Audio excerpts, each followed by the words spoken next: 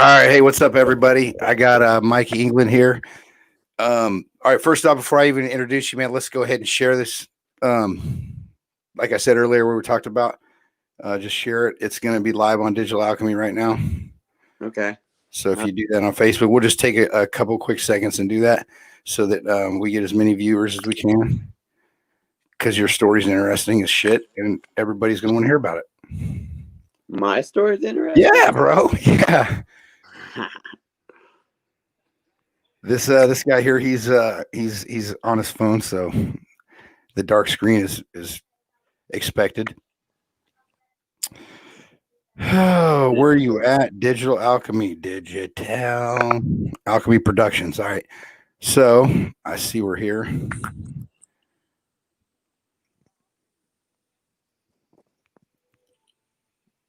A little Sunday morning. Yeah, a little mashup. And my Facebook manager has gotten retarded on me. So I have to go to like the window browser on my phone. Oh, yeah? Yeah, it's terrible. Yeah, just to share a story. I shared it. I said a little Sunday morning coffee with Mad Cannons. All right, nice. Hey, nice. I like that. Yeah. So yeah, again, like any of your groups or anything like that, if you can want to share, make them lock. Like, look, man, we're talking, man. You need to listen. It's just we got good shit to say, all kinds of good shit on Sunday morning. So wake up. If you ain't worked out, go work out. You do a good job of that, of promoting and marketing. Man, you know what? I got to do something because with my age, I've got to make up for lack of good looks. Sex appeal. I don't have that anymore. So, man, it sure helps. I can tell you that. What's the most tickets you've ever sold for a fight? I'm thinking you probably slam dunked it. I sold 100 and right around 140 for a fight at KCFA with Joe Wooster versus Antonio Martinez, my debut pro fight.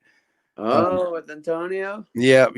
Okay. Yeah, two big dudes slugging it out. Oh, I went fucking horribly, dude. I slipped on the mat. Now Antonio will argue that he caught me with a left, but and we'll just agree to disagree. Antonio's my buddy, man. He's a good dude.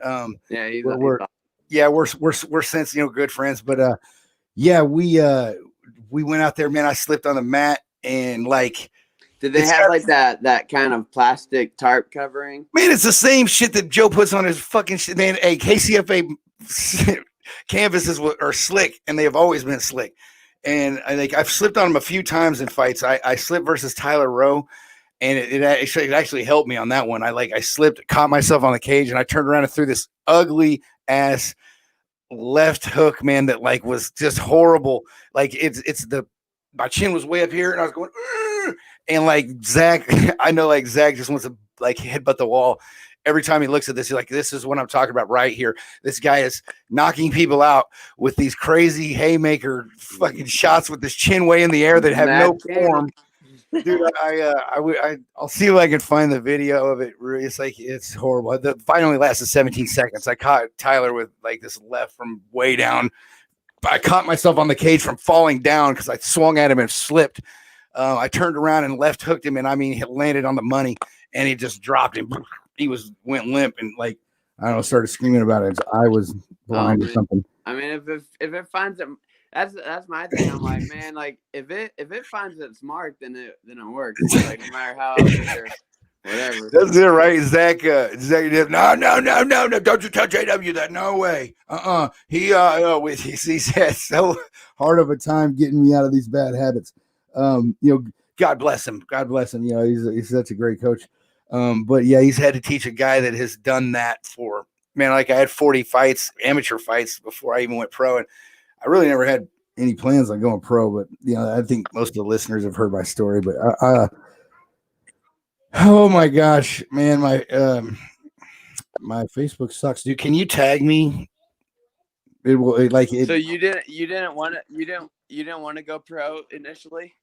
Well, it wasn't that I didn't want to go pro. I did because I had so much experience in it. The problem was I worked for the railroad, man, and like I was I was constantly traveling. So so from the time I was 34 to the time I was 40, I worked for the railroad, and man, I could like never. I started fighting in Wyoming, and it was in a small town, man, and it was like unsanctioned, and they would bring shows every 2 months, and like like someone's backyard. well, no, we had a cage, we had a ref, and it was fuck Frank Mir. That's what he said about me and fucking Bellator, fucker. Yeah, Frank, you can kiss my white ass. He man, Frank, dude, he I got to meet Frank Mir. He announced my fight in Bellator 214, Bellator 214, where I fought Jack Swagger in L.A. And I go into this interview room with Wait, that was in Los Angeles? Yes, it was. Oh, I didn't know that. Yeah, it was at the Forum, bro. It was like, dude, it was a sellout crowd, 40,000 people. We were the co-main event.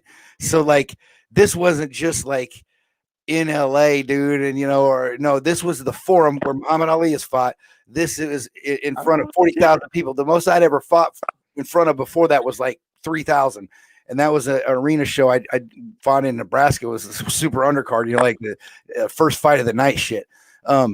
So like, yeah, and I did not get to see the crowd at all until I walked out. Like they took us right down our dressing rooms, and like that's where we sat until for 3 hours. I sat in the dressing room. The only good thing was that I sat 3 hours in that dressing room, and I got to hang out with Chris Pratt was in there, man. Like we hung out. Yeah, like Chris Pratt. Fuck, I got to chop it up with Chris Pratt for 3 hours, bro. When you think of Chris Pratt, do you think of like Andy from Parks and Rec? Yeah, not the Office. Or do you think of like what is it, Star something from Guardians of the Galaxy? So when it's a pretty funny story. I think that anybody that's tuning in from last show, I told it to Jeremy Horton. Also, but like, so this was kind of a crazy deal, man. So we went to LA. They flew us up there for the week because we were the main card. I took Austin Ford and a guy named Rodney White, and they were my cornermen up there. They flew us all up there. We stayed in this really nice hotel, and dude, all week long, like Swagger got this. He got to do a workout. Like all this stuff. Dude, at the media day, I didn't think I was going to get much of anybody there. I did get quite a few people interviewing me, man. But Swagger, dude, was like surrounded, like, and I get it, man. That's why they hired him. That's why Bellator hired him, and it was smart. But he, let me share this in my group page real quick. Share the page. How did it feel in there with Jack Swagger? Did he feel like he was overwhelming, or was it one of those where you went in there and you're like, man, I could hang with this guy? Man, as soon as the fucking fight started, all that shit faded away. The one thing that I did notice when I was in there was like, and I don't know that this happens very often. I'm sure there's been occasions, especially when like a pro fighter that's like top level like that fights at home, maybe. But like, dude, 90% of the people at the forum, dude, at the forum, 90% of them were going for me. So when I caught him I caught him with a few shots. Every time I caught him, bro, the roar of the crowd was like something I'll never experience it. It was something else, dude. It was like it reached into my soul, dude. And it was like Hamilton, the Thor that got himself. Yeah, no, I was like, boom. And I was like, dude, and I heard the roar of the crowd. And I was like, these motherfuckers, like in the Austin Ford stage, dude, they were pulling for you. Like everybody was pulling for you. Like 90% of these people, like 40,000 people were screaming for me, dude. It was fucking awesome. We spent the whole week at this cool hotel. Well, they basically, to me, in my opinion, they were, he was getting extra treatment, which is, understandable. Extra special treatment compared to me. Like I get to the forum, right? They walk us down, and I'm 2.5 hours from, this fight, this situation I'd never been in before, biggest fight of my life. They bring me into this little tiny ass dressing room. Now, this other fighter is 2 fighters to a dressing room, and I didn't know that at the time. All I could think of was that fucking Swagger is sitting up in this huge, badass locker room with a grand buffet and shit in it. And like girls and I'm in a closet. Yeah, chicks hanging out the wall. Yeah, and groupies, whatever. And I get to this little tiny ass room, and I got this other fighter in there, Al Mimi. Now I'm automatically giving fighters that respect, just because we're here for the same reason, man. We're about to go to war. You're getting ready. I'm getting ready. Our cornermans are here to kind of support that situation. And like, there's these other two assholes in there, and I'm going, and these fucking guys. There was nowhere to sit. I had no chairs for my cornerman. Like, I didn't care about sitting, but I was like, man, my guys, get up, man. You got Bellator staff shirts on. That means you work for them. Get your ass up, grab a chair, and give him yours or something. Man, it irritated me. I was irritated. I had my headphones on, so I couldn't hear his voice. That might have been a first indication. Had I heard his voice, that was a little unique. But like, I sat there and I it was a good half hour, and he even like looked at me and was like, "Hey, what's up?" And I was like, I gave the cold shoulder a little bit, man. I was like, just irritated with it. Mm-hmm. And, there was let me have you that this room was the size of this one. You can't really see the size of this room, but it was small, dude. And there were 6 people in there when we got there. I was like, come on, man, guys, shit. How am I supposed to warm up in here?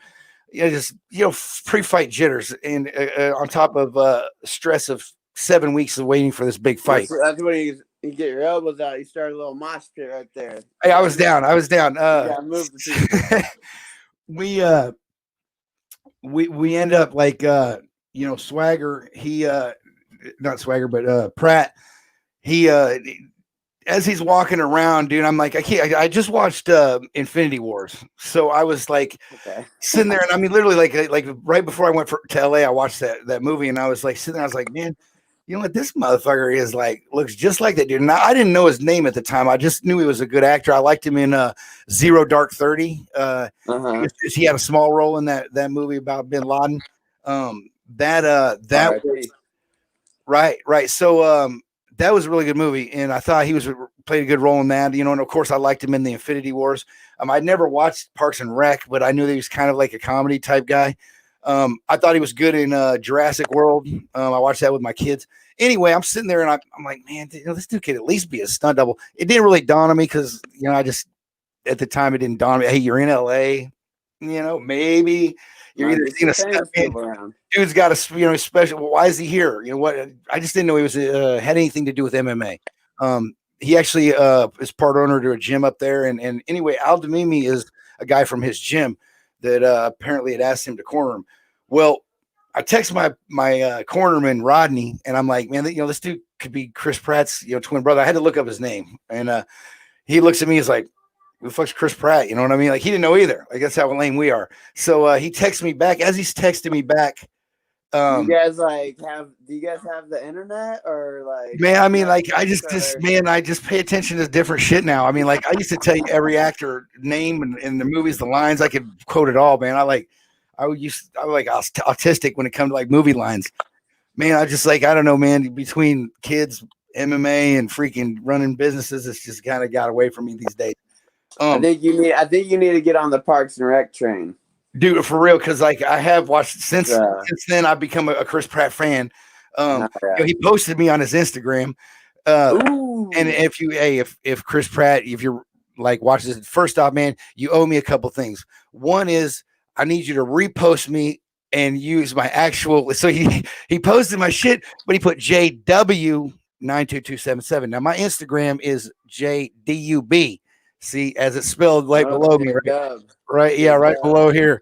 That's how it's spelled right there. It's JDUB92277. And he just put JW. So the 22 million followers, and I probably would have at least gotten 50,000 off of that. Didn't know where to go. Yeah, man. I was like, come on, bro. And like, it was already, I didn't notice until after the show and everything else. So it was like, damn, missed opportunity. But yeah, you owe me that, Chris. So in return, 50,000 followers or else. Or you come on the show. Okay. He comes on the show. We're good. We'll call it good. Yeah, debt paid, bro. Debt paid. Other than that, man, you owe me. And I'm tagging you on Twitter every single podcast. Like, you know what, that dude's phone, like, I bet he doesn't get any notifications. Like, he can't. Like, his phone would have a seizure, right? If you had turned your notifications on, your shit would bounce all the way home. Dude, like, you had an awesome win. Like, so undefeated pro fighter. I mean, I don't want to blow too much smoke up your ass, but I definitely. Bring out the smoke. I'll just tell you my personal experience with this guy. Has been so I didn't really know the level that he was on when I started at Glory. I also I'm still trying to share this thing to different pages. I'm showing it like everywhere, bro. We're doing pretty good. We got 15 watching, and you've already, I think, surpassed where we were looking to get. So this guy right here, I roll with him one day. And he's just a little guy. He's not very big. Yeah, J-Dub's 220, 225. Carries that man weight. Mikey England, 185 maybe when he's walking. Yeah. 185. Yeah, so I'm thinking, you know what? I'm gonna put some weight on this dude. I'm gonna lay on him, and he's not gonna like it. No, let me tell you, people, this dude murdered me. I mean, absolutely murdered me. I didn't even know what to do. After the round with him, I had to rethink what I was doing with my life. I was like, dude, I just got like, I don't know what just happened. Like, I literally walk off the mat and go, holy fuck! Like this dude literally felt like he weighed 3,000 pounds, wrestled me, and whipped my freaking ass for 5 minutes. Didn't take a break at all. I mean, like I could barely tap. That's how hard it was. Just horrible. It was horrible. It was a dreadful, dreadful thing. I talked to Zach about it later. I was like, bro, I just need to talk to you, man. There's just things bothering me. Man. I rolled with this fucking kid at class today, and man, like, dude, I know I've been, trying to learn some new stuff and everything, but like, man, this dude really fucked me up. He was like, who was it? I was like, that Mikey England kid. He's like, oh yeah, no, yep, no, that's you're gonna get that from him. I was like, oh, thank God, yeah. So like, yeah, it was. It's true story. No, he was like, yeah, no. He says Mikey's badass. Like I mentioned you to Wooster, same thing. I was like, yeah, this kid fucking killed me, dude. He's like, Wooster's my buddy, and Wooster's like, yeah, man. He came in his first day, and was hanging with our pros, and I was like, whoa, hanging with our pros. So, that blew me the fuck away because it's very rare, wrestler or not, that a guy can come in and hang with the pros at Lee Summit, dude. Man, and they I didn't realize this, but kind of whenever someone new comes in the gym, everyone's used to going with each other, kind of monotonous. And so you get someone new in the gym, it kind of gets the guys a little excited.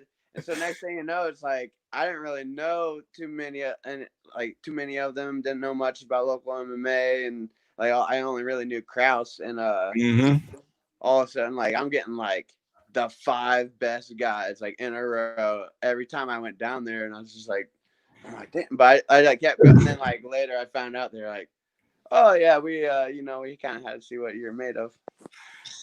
Yeah, well, I mean, you impressed because the word got back to Wooster, obviously. So I would just basically, like I put in the poster, prospect, Glory prospect, meaning that like he gets priority over the rest of us because he has so much potential. So he doesn't even really have to sell tickets, and he's going to get fights. But he sells tickets. So what's your best you've done? I've stopped at 90 twice now. That's pretty fucking good. All right, so you're pulling your weight. You're pulling your weight. They're That's not why only. I didn't want to give them any reason not to have me on FAC. I'm like, all right, I'm gonna put on a good show. I'm gonna win my fights. I'm like, and I'm gonna sell tickets. I'm like, so that way they have no reason not to put me on FAC. And so far it's been working. But now, freaking bashed my thumb on the top of that kid's head, and so I have to deal with this. So Did you break it? I broke my thumb. Okay, so I can tell you I've had that injury twice. Did you have to get surgery? Yep. Okay. The first time, I don't know if you can see it, but there's a scar there. Yeah, you can't really see, but yeah, I had to get surgery twice. First time they had to go in and re-break it. He put the pins in wrong, whatever happens during surgery. And they had to go in and re-break it. I had the little ball sticking out of my thumb. I can tell you it won't keep you out that long. It's heck yeah, that's what much stings right now. I felt like I had so much more momentum going. I felt like I only taken maybe like 3 days off of training, only like once or twice this entire year. I know, right? And I just As a feel like I'm just machine. trending upward so fast, and I'm like, man, I just don't want it to stop. You And don't then want to I deflate do it. this, and so now it's throwing a little hitch into things, but I'm like, Well, man, I'm like, give me another fight in December, give me another fight in February. I'm like, we I'm would just too. So I personally, I have no doubt that you'll be in the UFC pretty soon. Like, it's probably sooner than you think. I would say if it doesn't happen right away, it's probably because of the higher ups, be it Zach or Kraus or Joe, all talking it over and thinking that maybe you need more experience. Um, but and just because the only time that they would say that is if like there was a situation where they know that person is going to still make it. You know what I mean? So I would just be patient, bro. Like your time's coming. and that's what like I don't want to. And it's like that's another thing with training. It's like I don't want to stop training and stuff because it's like I know like kind of level I'm at right now, but I'm like eventually I just know that I'm gonna be at that UFC level fighting and I'm like I do not. I want to be over prepared for that opportunity. I want to.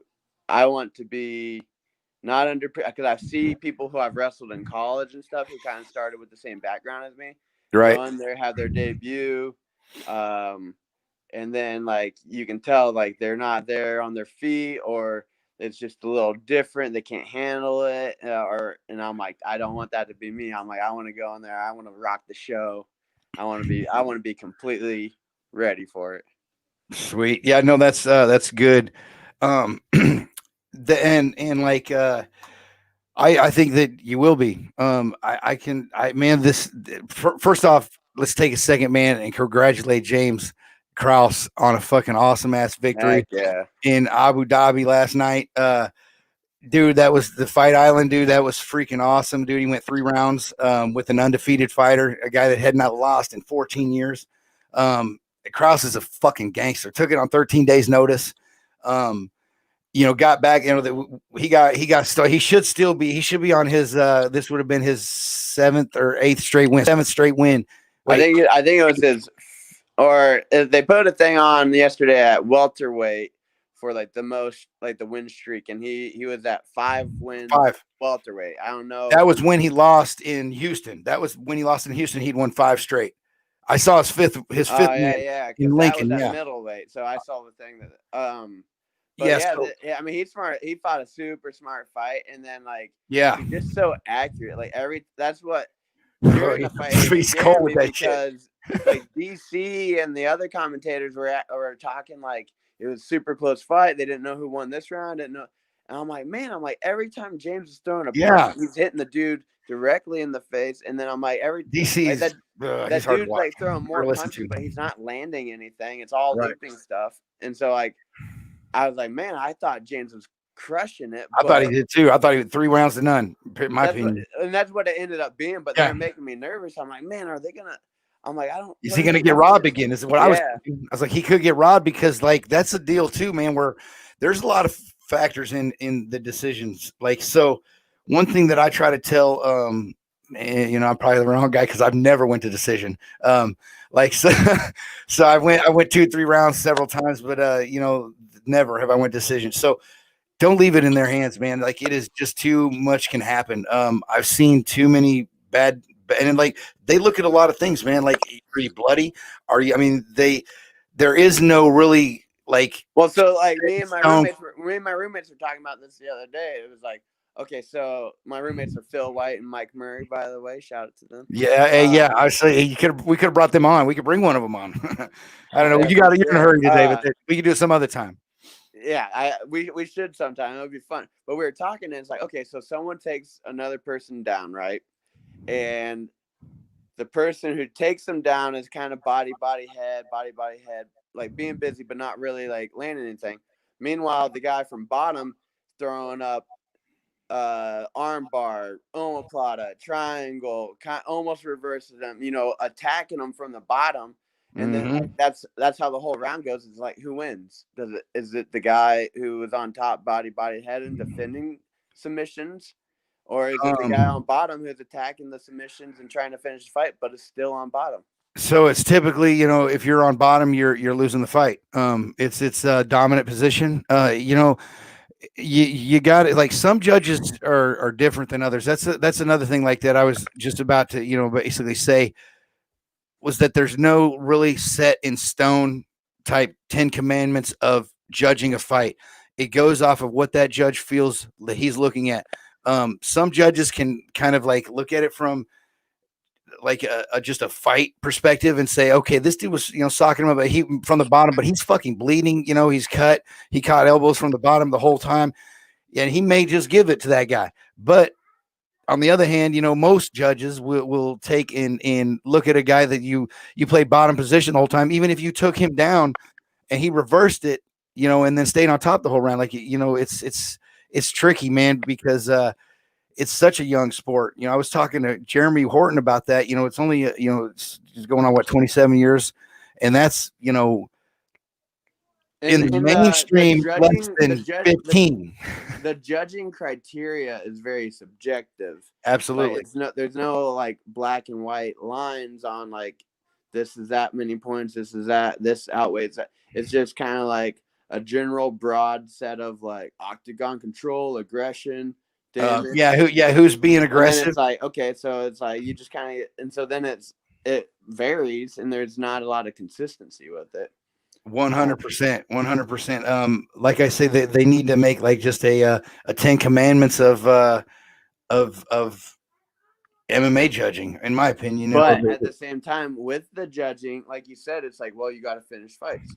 And so since the judging is so subjective and kind of unpredictable, it's like, well, F it. I'm going to go out there. I'm going to try to knock this. I'm going to try to knock this dude out and not leave it up to. So it does kind of play into the culture of Orlando Dana White wanting exciting fights.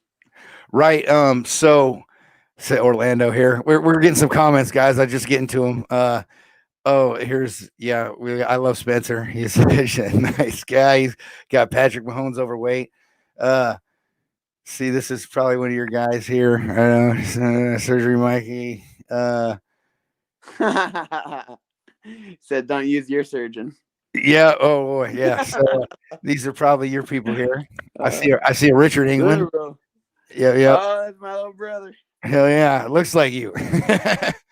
You got your same build, man. I bet he beats people up too. 6'4", 250. Damn. Okay. Well, I wouldn't feel so bad about getting my ass whipped by him. Right. So another thing is that makes it difficult is that the sport is so new and it's so not a lot of you young guys understand this like some of us old heads do. Okay, so 2007 when I took my first MMA fight, 2008 my first MMA fight was in Wyoming in a tough man contest, fight till you lose. So yeah. No physicals. Just sign here and get in the cage, like, sir, because he's got beer on his breath. And it's okay. We don't care. So you take it's a performance enhancing drug. Yeah, dude, it's a fucking courage enhancing drug. 6 beers. Yeah, 6 a little more courage, and he'll be doing just fine. So another thing is, so these like Wyoming just became a sanctioning body state. Josh Baker says, all right, we know Baker. He's tune in because Baker will be on the podcast this week sometime. He promised me.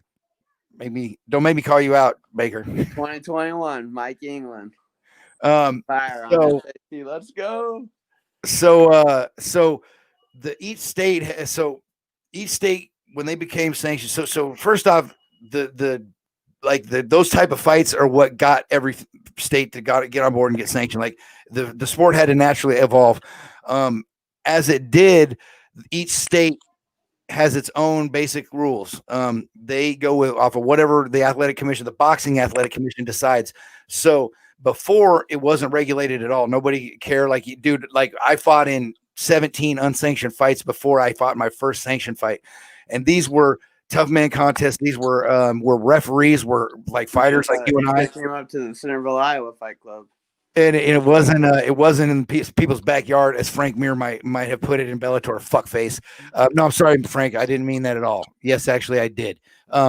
So, dude, motherfucker, we were in a cage. He tried to be, oh, these were in the backyards. No, Frank, they were not. We actually trained, and nothing like we do at Glory, but we go basically put on gloves and beat the shit out of each other. That was at least some kind of training. So anyway, each state came into this place where, okay, this is getting dangerous. It's very popular. The sport has exploded. Most college wrestlers, there is no job for that profession unless you go to the Olympics. You can coach or the Olympics, and that's it. Exactly. So there's really nothing after college. They all started flocking to MMA, and I mean, it's been the culture since then. So the sanctioning bodies, they decided, okay, well, we're gonna regulate this so it's not dangerous, and that was good because it got rid of a lot of shady ass promoters. My son called me one time. He went down to Cheyenne, Wyoming to fight, and the dude. 1 second, JW. My alarm just went off, so I gotta head down to practice. Okay, man. So hey, thanks for coming on. Yeah. Man, get some shout outs out there, man. We'll continue this, and we'll get one of your shitty ass roommates or one of your cool ass roommates on. We'll get a roommate on. We'll get Mike Murray or somebody. We're gonna get Murray and Phil on here. Let's do it all. We'll have a good old time. Yeah. Give your shout out, bro. I don't really have anyone to give shout. I mean, the list is long. My fan, what's up, back in Iowa? But I have a little setback right now. I'm going to come back. I'm going to keep putting on shows. I'm going to get to the UFC, and I'm going to be over-prepared for my UFC debut. Mark my words.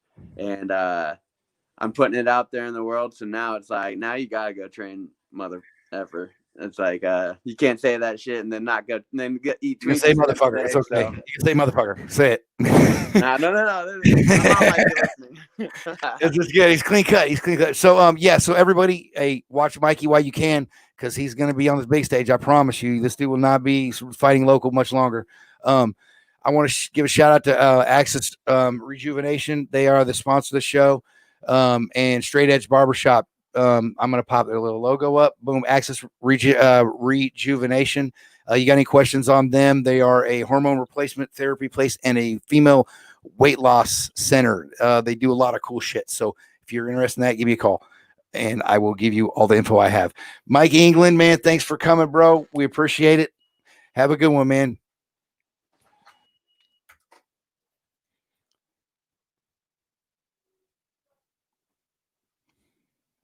All right, guys, that was my guy here, Mikey England, and I put up the wrong graphic. Just ignore that. That was my guy, Mikey England. Again, just to reiterate what that. So that guy is going to the UFC. He is just an absolute monster in the gym. That story that I told earlier was not a joke. Like, this dude fucking just murders me. When we roll, I like to spar him as much as possible because I don't like wrestling the fucker. He's a very tough kid. I appreciate him coming on. He's got a bright future. If you didn't know already, well, now you do. This is J-Dub, clogging up the airways. Peace out.